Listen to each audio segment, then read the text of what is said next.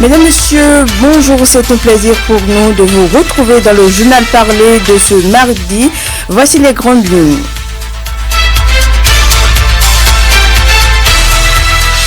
La commune de Malanville a franchi une étape importante dans l'amélioration de l'accès à l'eau potable. Hier, à Madécali, il a été procédé à la réception provisoire de 26 bornes fontaines et 4 stations de pompage, dont 3 sont déjà raccordées au château d'eau principal. Les détails sont à suivre tout de suite. Et toujours hier lundi 22 décembre, l'association de développement du quartier de Damagourou à Parakou, dans le premier arrondissement, a également procédé à la réception définitive de matériel et équipements destinés à la transformation du soja en fromage. Ceci grâce au projet de cohésion sociale des régions nord du golfe de Guinée-Kozo. Vous aurez plus de précisions dans le développement.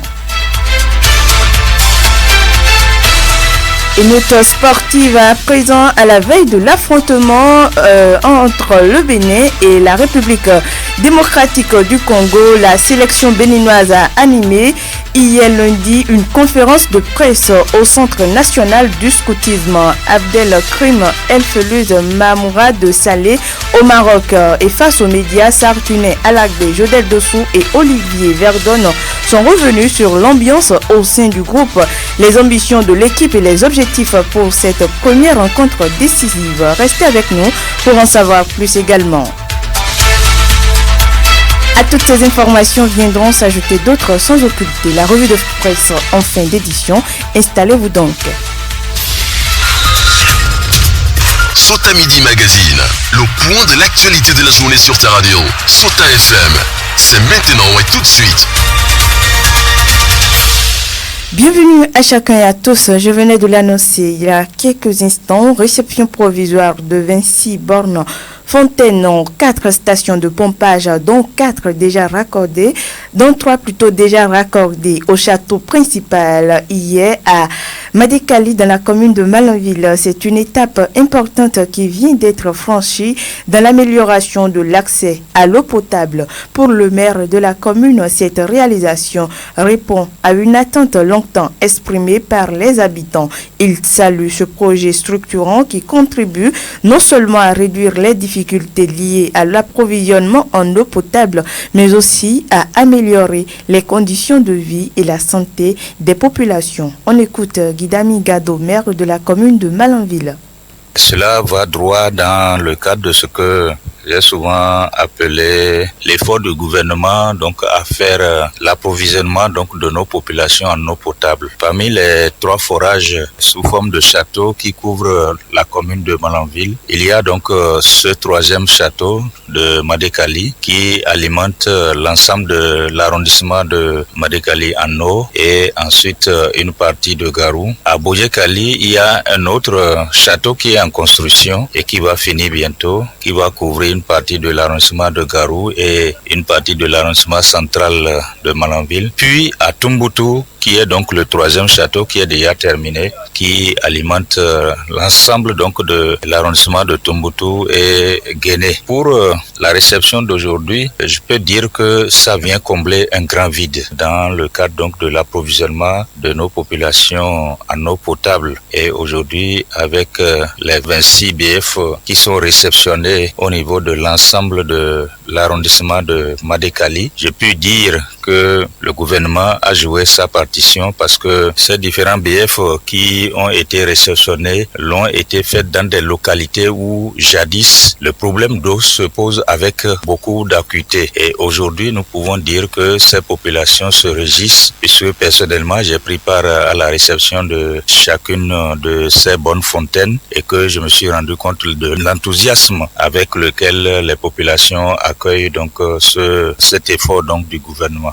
De son côté, le chef de mission du projet qui exécute ce joyau se réjouit de l'avancée des travaux et de la qualité des infrastructures réalisées.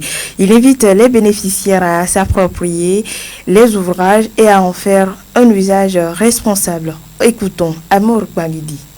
Le SAEF là, est constitué de châteaux d'eau de capacité de 350 mètres cubes, hauteur sur cuve 15 mètres. L'entreprise a réalisé au cours des travaux 4 forages, dont 3 sont raccordés pour alimenter le château d'eau, une station de traitement. L'entreprise a réalisé en tout 26 bonnes fontaines qui vont permettre à la population de prendre l'eau au niveau de CBF. Nous sommes là pour prononcer la réception provisoire de ce système d'approvisionnement en eau potable multi-village et j'invite la population de Madagali 2 qui est bénéficiaire de ce système à coopérer avec le fermier Omilae pour la mise en exploitation correcte de ce système. L'autorité communale rassure par ailleurs sur l'engagement du conseil communal à veiller à la bonne gestion et à la pérennisation des ouvrages mis en service. Il profite pour remercier les efforts du gouvernement de la commune de Malanville. Guida Mikado, qu'on écoute.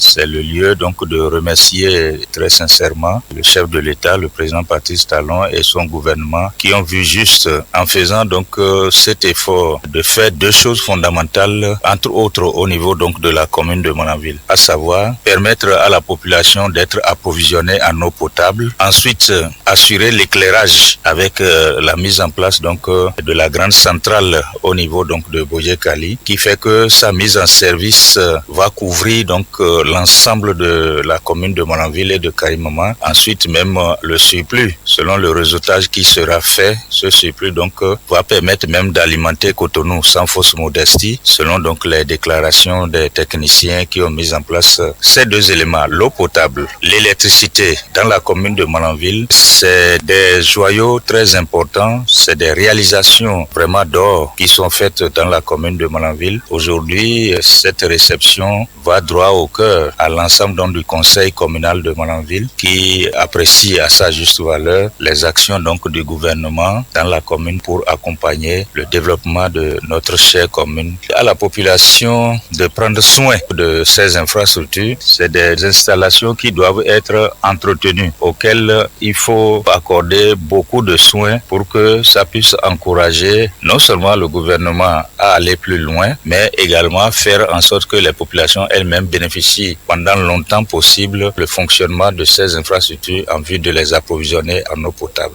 D'une information à une autre, renforcer la paix par le dialogue et l'action. Le projet de cohésion sociale des régions nord du golfe de Guinée-Kozo, dans le programme d'appui aux initiatives de l'élevage annexé au programme Kozo, a organisé à Malanville les 18 et 19 décembre dernier un atelier sur la gestion de projets sensibles au conflit.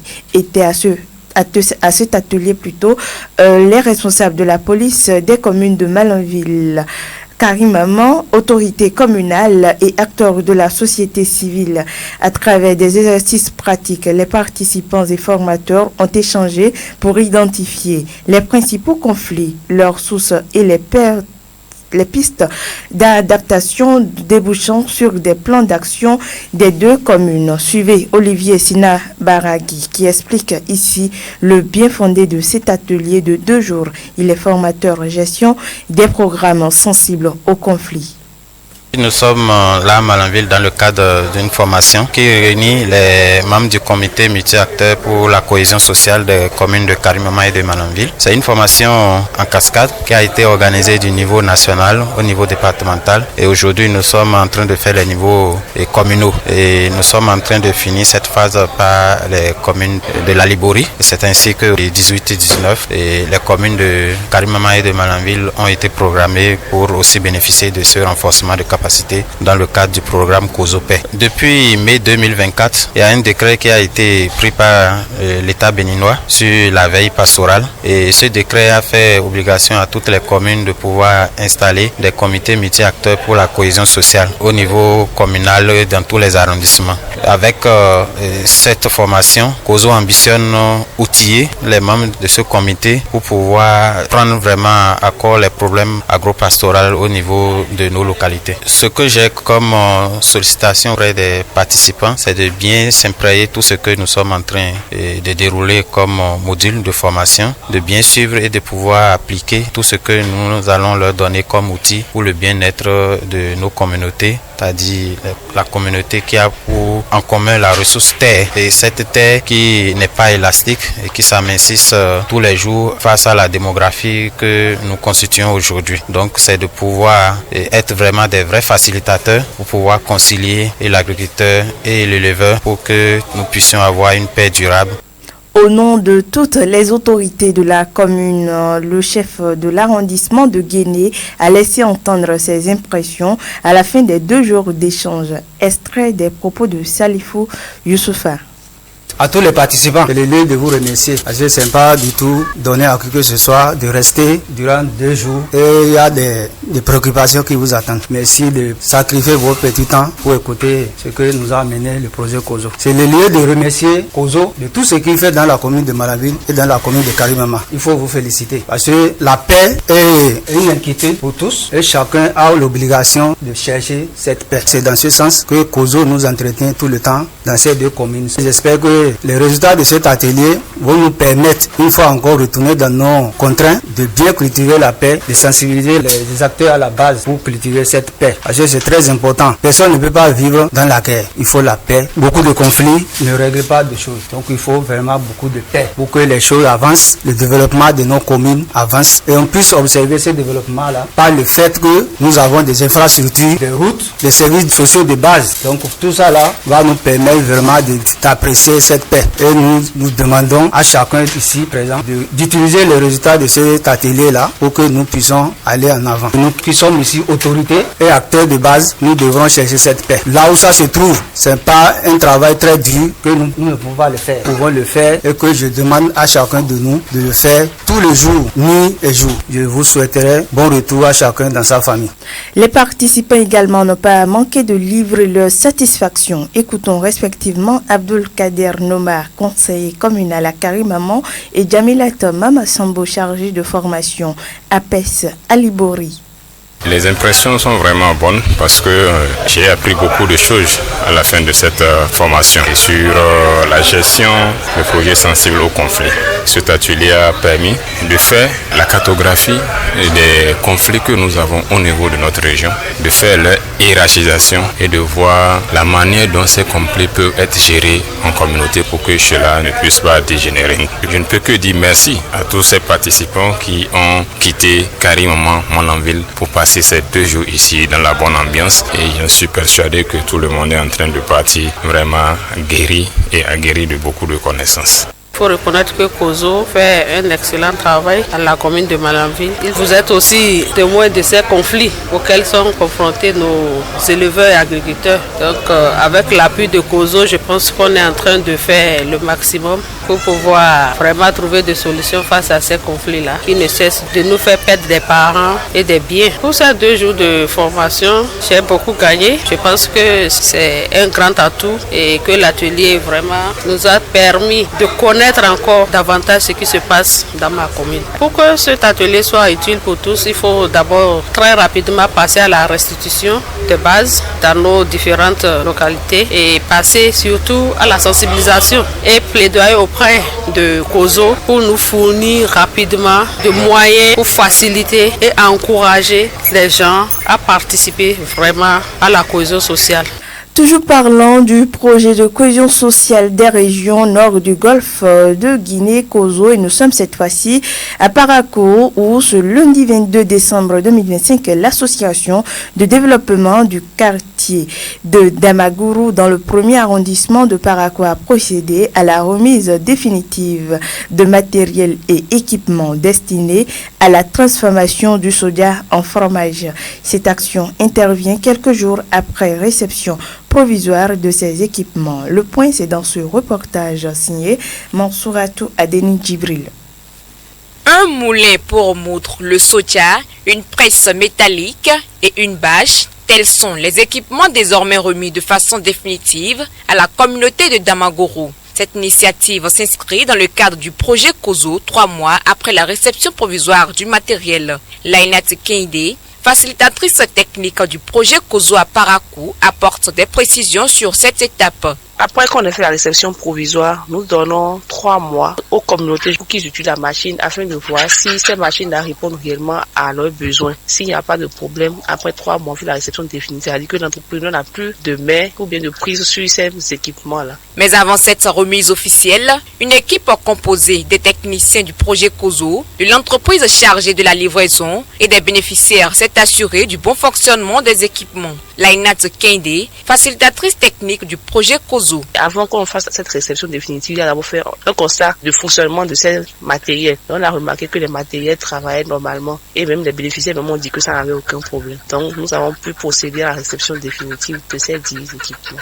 Pour les bénéficiaires, les retombées sont déjà visibles. Elles parlent d'un véritable allègement des tracasseries liées à la transformation du soja. Zakouti Siratou, secrétaire de l'ADQ de Damangourou. Avant, quand on n'avait pas la machine, les femmes amenaient ça ailleurs. Elles se tracassaient pour pouvoir transformer le soja à des petits biscuits, les trucs, le fromage du soja. Mais depuis quelques temps qu'on a eu la machine, je pense qu'elles sont un peu soulagées par rapport à ça. Elles ne se tracassent plus. Elles sont stables pour pouvoir faire leur travail. Les responsables du projet COSO n'ont pas manqué de rappeler l'importance du bon usage et de l'entretien régulier des équipements. Nous les exhortons à entretenir et veiller à la maintenance de ces équipements pour qu'ils puissent l'utiliser sur un long moment. Puisque c'est vrai, quand un truc a été donné, parfois il arrive qu'on n'en prenne pas soin. Donc nous les exhortons à prendre soin réellement de cet équipement puisque ça les soulage dans leurs activités. Elles ne vont plus loin pour moudre le soja. Donc je leur demande de prendre soin de cela parce que c'est aussi à leur actif. Cette réception définitive marque un tournant pour les transformatrices de soja à Damangourou et plus largement à Parakou. Mesdames et messieurs, derrière cette information, nous prenons une courte pause. Sota Info Midi, le point de l'actualité sur ta radio.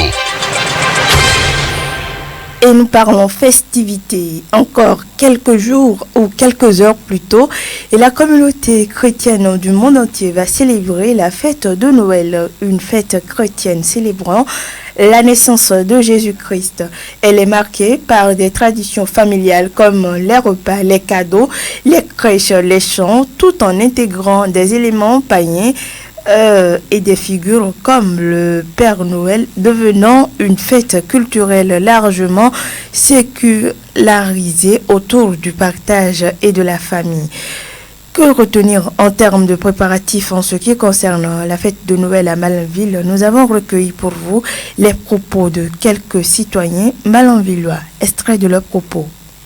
La fête de Noël, on est là pour en train de préparer les trucs que les enfants auront besoin.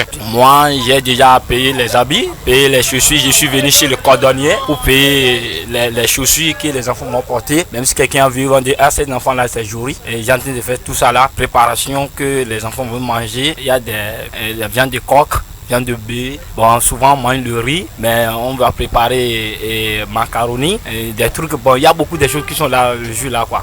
Je m'en vais directement rendre gloire à Dieu. Je bénis le Seigneur pour tout ce qu'il a fait pour nous jusqu'à ce jour. Les enfants se portent bien. Nous rendons grâce. Concernant les préparatifs, on ne se plaint pas de trop, on rend grâce. On a fait l'essentiel parce que vous savez bien, il est dit que c'est la fête des enfants. Mais en réalité, c'est une fête nous concernant tous. C'est la nativité, la naissance du Seigneur Jésus-Christ. Donc nous fêtons la naissance de notre Seigneur. Leur présenter un plat qu'ils n'ont pas l'habitude de manger au jour le jour. Pour cette année, on a prévu un petit plat de cassoulet qui serait garni. Ça ne serait pas comme les autres jours. Que Dieu nous préserve de tout danger visible et invisible et qu'il nous montre l'heure de la fête. Pour la fête, il faut au moins faire ce qui va au moins donner plaisir aux enfants, comme des cadeaux, comme l'habillement. Il faut les trouver, si c'est une fille, il faut les trouver une belle robe. Si c'est un garçon, il faut les trouver un costume pour qu'eux aussi sachent que vraiment c'est leur journée. Les gens ont fait des téléphones pour s'amuser là, quoi, avec quelques voitures. Et pour Noël même, je vais les offrir les bébés. Ouais, moi j'ai des filles. En tant que parent, tu ne dois pas donner pistolet ou bien chose là comme cadeau à un enfant. Non.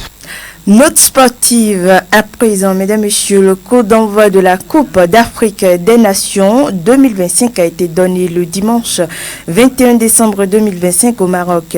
En prélude au match qui va opposer le Bénin et la République démocratique du Congo, ce jour, les Guépards du Bénin ont pris part à une conférence de presse hier, lundi 22 décembre, au Centre national du scoutisme. Abdelkrim El-Felouz Mahamoura Saleh, à l'issue de la séance, quelques joueurs se sont prononcés, affichant la sérénité et la détermination. Écoutons Jodel Dossou. Déjà le moral est très bien, on se prépare super bien et tout. Donc ça fait depuis une dizaine de jours qu'on était déjà au Maroc, on a fait une bonne prépa et tout. Et je crois que le groupe est conscient de l'enjeu de demain. Et je pense qu'on fera tout quand même pour faire un très bon résultat. C'est dommage qu'on ait suspendu et tout, mais je pense que chacun des joueurs on est conscient. Donc peu importe les joueurs qui seront sur le terrain, on s'est dit notre mot d'ordre c'est la solidarité et on est prêt à tout donner pour avoir un très bon résultat qui nous permettra de bien voir venir les matchs à venir. Déjà on sait qu'on a mis la barre très haute en 2019. Je pense qu'il faut être zen, il faut être très concentré parce que les matchs de la CAN sont des matchs très très intenses et tout. Maintenant c'est vrai il y a de très bons jeunes qui ont intégré le groupe. À nous maintenant de les rassurer, de leur apporter notre expérience comme on peut faire, de les aider afin tous qu'on puisse faire un très bon match. Les enjeux de la rencontre et l'état d'esprit des joueurs sont quelques points abordés également. On écoute Saturnin Alagbé. La préparation s'est bien passée. Aujourd'hui, voilà, on est jour J-1. On va mettre les gammes en place pour être prêt pour demain. C'est une belle équipe, une belle génération de nouveaux, de jeunes et d'anciens. Je pense qu'ils l'ont prouvé quand même pendant les éliminatoires de la Coupe du Monde où voilà, aujourd'hui, ils ont joué les barrages contre le Nigeria et le Cameroun. Je pense qu'ils ont une belle équipe. Mais aussi, nous on a nos âmes qu'on va faire. Voilà, on doit faire valoir demain par rapport à ce match. Et on est conscient, on est bien préparé. Mon objectif a été toujours clair. À chaque fois quand je viens en équipe nationale, je me prépare toujours comme si c'est moi qui vais jouer. Et quand on est sur le banc de touche en tant que joueur, en tant que professionnel, il faut être toujours prêt quand on fait appel à. Et c'est ce que moi j'essaie de faire aujourd'hui. Et je suis toujours prêt, je me suis toujours préparé. Pour moi, il n'y a pas histoire de surprise. La seule mot que j'ai à dire, c'est de demander au peuple béninois de toujours nous soutenir. D'être toujours avec son équipe. C'est vrai, il y a des moments difficiles et tout, mais aujourd'hui, on est dans une grande compétition qu'est la CAN. On s'est battu pour être là. La seule chose que nous demandons au peuple, c'est son soutien. Je suis sûr et certain qu'ils sont derrière nous et ils vont nous pousser jusqu'au bout. Cette rencontre marque ainsi le coup d'envoi des rencontres où le Bénin doit défendre ses couleurs avec honneur et ambition. Extrait des propos de Olivier Verdon. Le groupe se sent bien, on est en train de bien travailler, ça fait quelques temps qu'on est ensemble. On est en train de peaufiner les derniers détails, parce que ça va être un match difficile, 105 joueurs importants pour nous. Oui, bien sûr qu'il y a de l'espoir.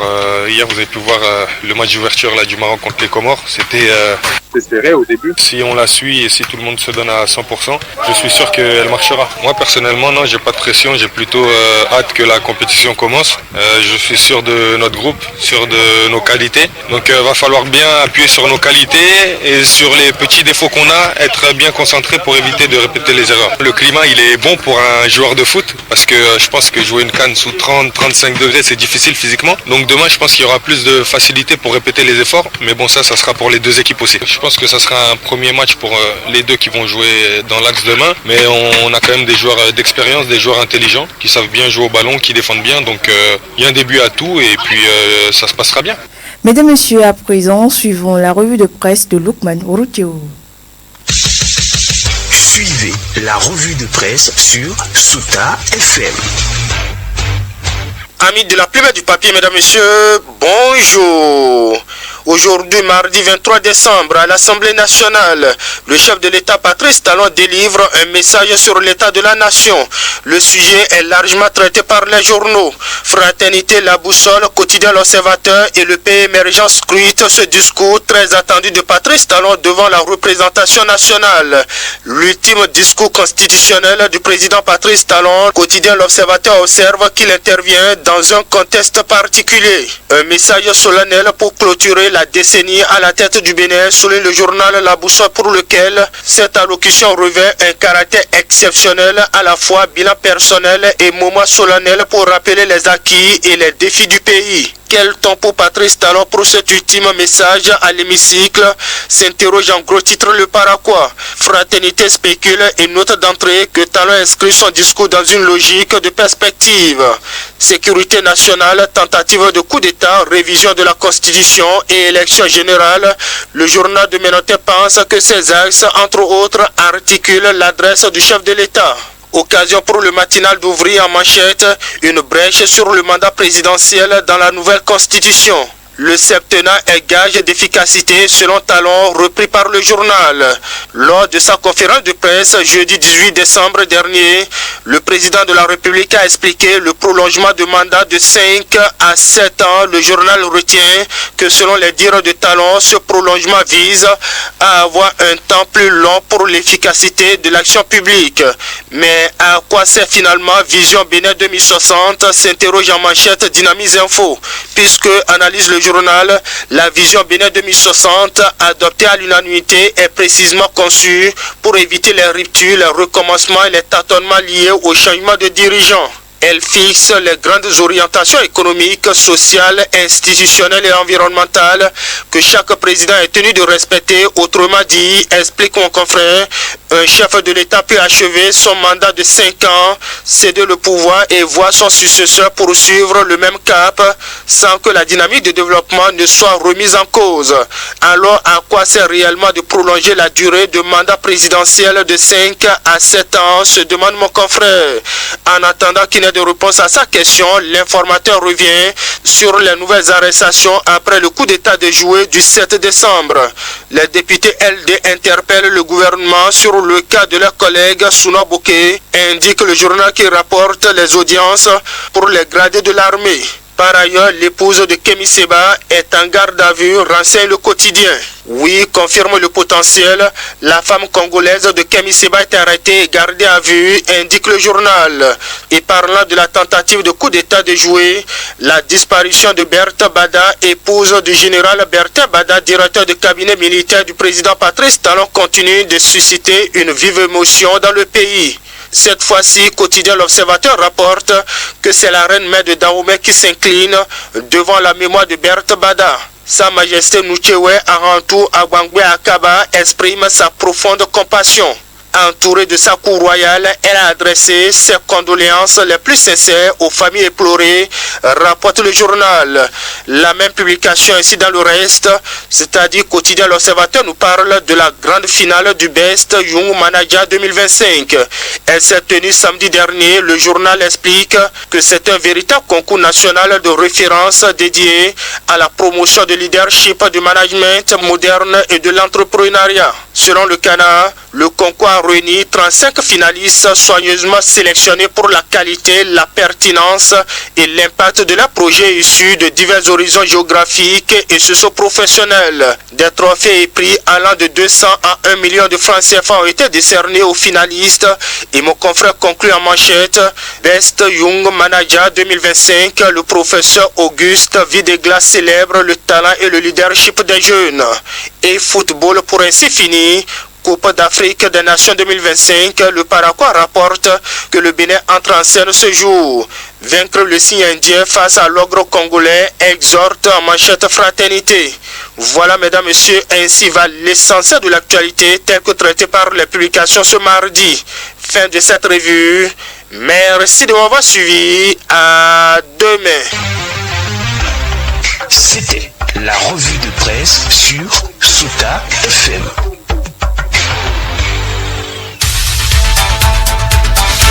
Mesdames, Messieurs, c'est ici que prend fin ce journal parlé. Merci pour votre attention à la présentation. Je suis Dorcas Orisha. J'ai bénéficié de l'accompagnement technique de Aboubakar Doko à l'édition.